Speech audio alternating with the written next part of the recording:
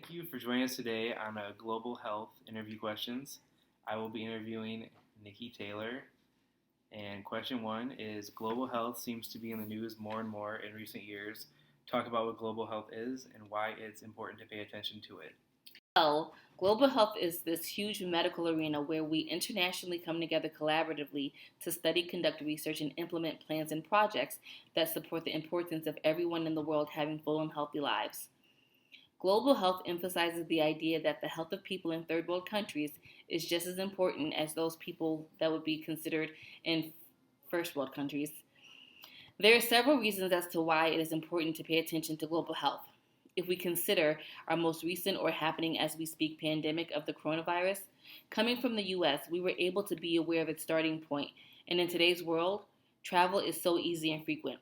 We knew the possibility of this disease hitting home, and before it fully arrived on our soil, it gave us the opportunity to plan and prepare to some degree, not just for medical organizations, but for ordinary citizens as well. Having the information prior of how this disease was impacting its victims as well as outside communities is what supported the government's decision to take the measures that they have taken to reduce the spread of it and keep those most at risk as safe as possible. Global health is important to pay attention to because no country or community is exempt from being impacted, and an ounce of prevention is always worth a pound of cure in every case. So, the World Health Organization states health is a state of complete physical, mental, and social well being, and not merely just the absence of disease. And we have seen that there are so many issues that this pandemic is causing. Even for those that are healthy or at low risk for even contracting the disease, they're having increased levels of stress, anxiety, and fear for a number of reasons, which is why the coronavirus can definitely be considered a global Question pandemic. two Disease can come to us in different ways. Explain the difference between communicable and non communicable diseases. Okay, that's a great question. So, a communicable disease is one that is caused by some type of external germ or microorganism that comes into the body and causes illness or disease. An example of a communicable disease would be a cold, the flu, malaria, tuberculosis, or AIDS. We should think of a communicable disease as something we can catch. A non communicable disease is something we develop from within, and examples of non communicable diseases would include cancer, heart disease, lung disease, or kidney disease. Currently, non communicable disease is the leading cause of death for all humans around the world. But the neat thing is that we have the power over this because both communicable and non communicable disease can be prevented to some degree. For example, with communicable diseases, to avoid the cold or flu, wash or sanitize your hands frequently, cover your mouth when you cough or sneeze, take vitamin C to build up your immune system. Malaria can be prevented with a vaccine, and AIDS or HIV can be prevented by being diligent about practicing safe sex and avoiding IV drug use. For preventing non communicable diseases, it takes adopting a healthy lifestyle, such as exercising and maintaining a healthy weight, eating healthy foods, avoiding smoking or too much sun. And so, this means that if we do the right things and make the best decisions when it comes to our health, we have the power to avoid or significantly reduce our chances of developing either a communicable and or non-communicable disease. Question three Let's talk about Ebola. Since I'm sure most of our viewers have heard a lot about that, what is it? Ebola is a virus that can be fatal and primarily outbreaks in Africa.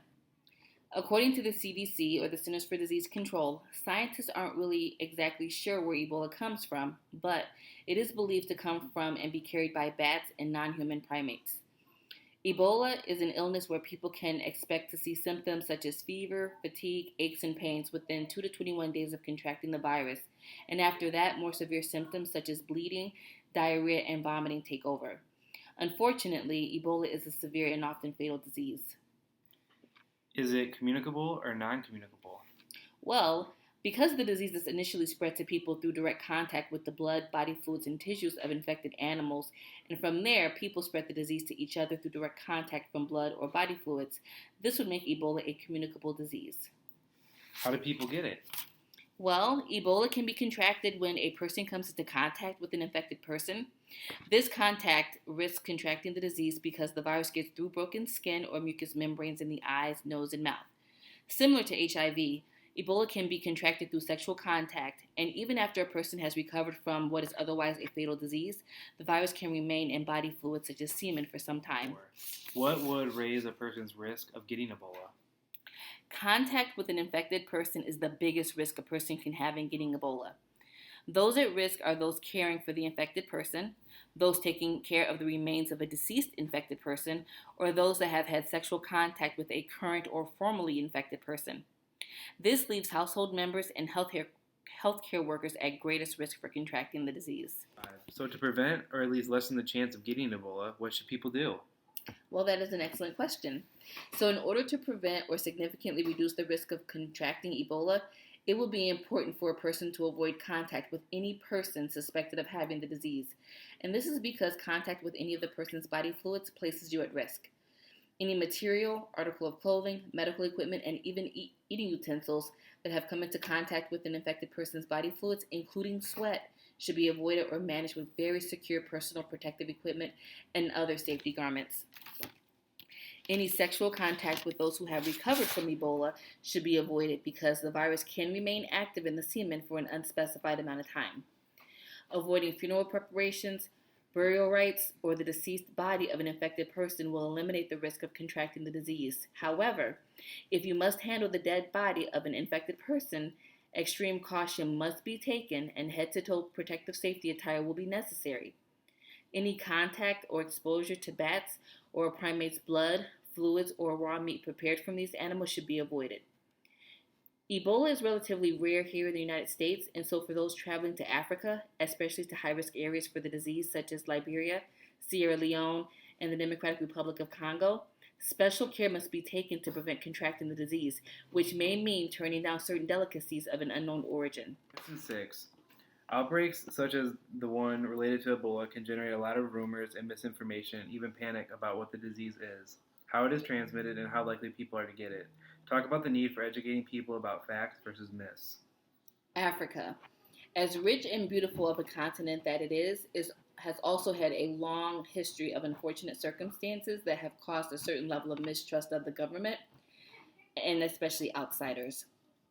This mistrust spreads and causes disease outbreaks to worse.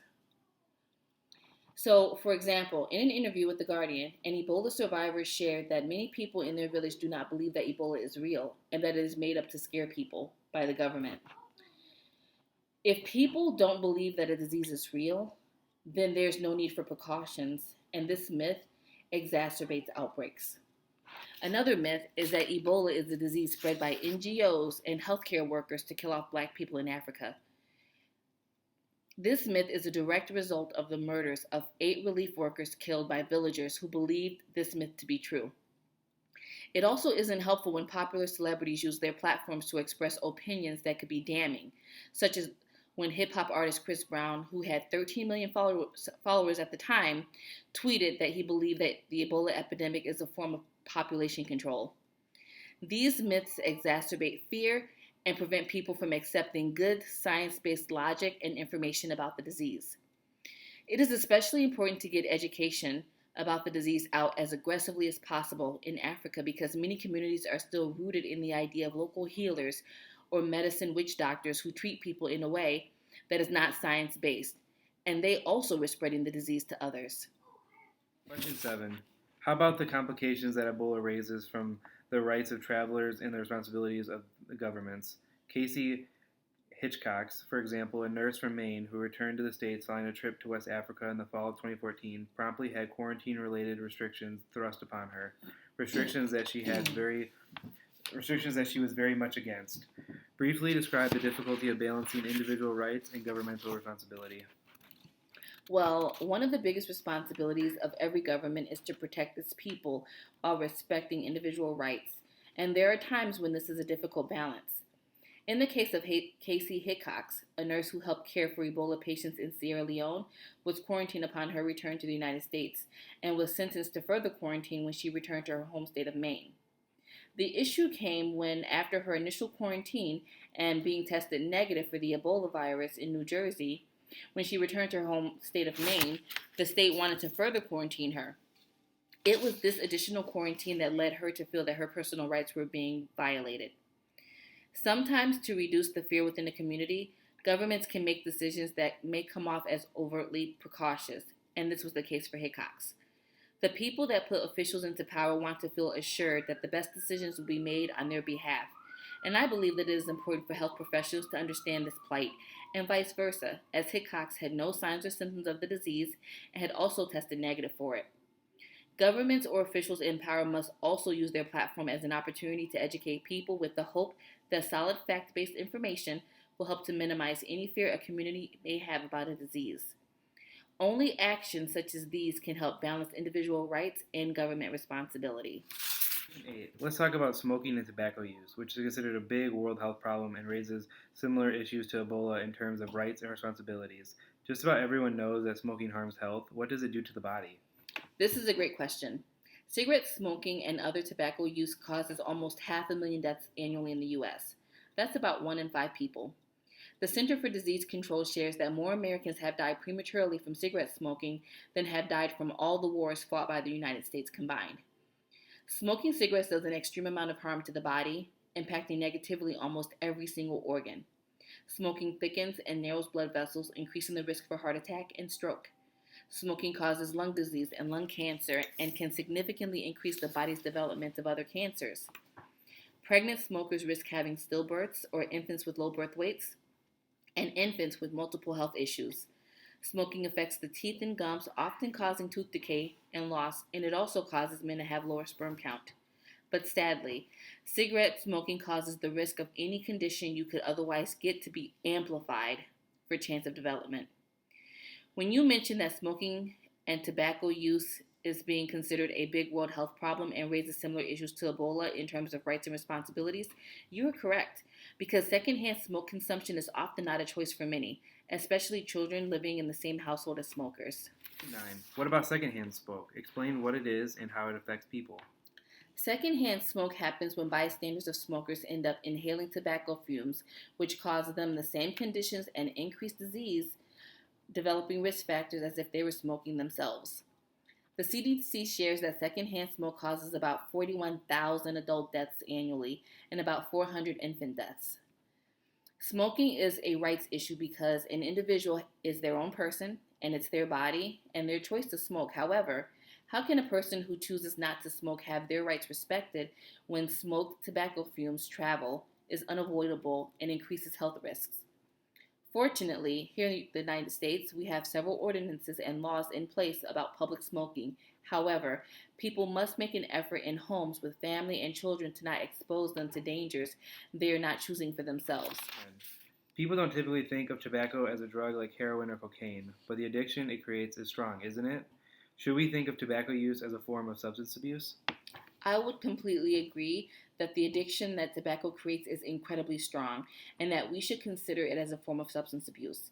In fact, I believe that tobacco is far worse than heroin or cocaine because these drugs only affect the health and well-being of the individuals making the decision to partake in its use. But bystanders outside or young children at home aren't given a choice, and that should be considered as a violation of personal rights and freedoms. Once again, education is incredibly important when it comes to the public, but especially for the smokers themselves, as they should be made painstakingly aware of the damage they are causing to the health of the public, their friends, family, and especially their children. Thank you for talking with us today and joining us for this interview. Thank you for having me and giving me this opportunity to act on a key point that has been made multiple times throughout this interview, and that is to educate people on these important global health issues.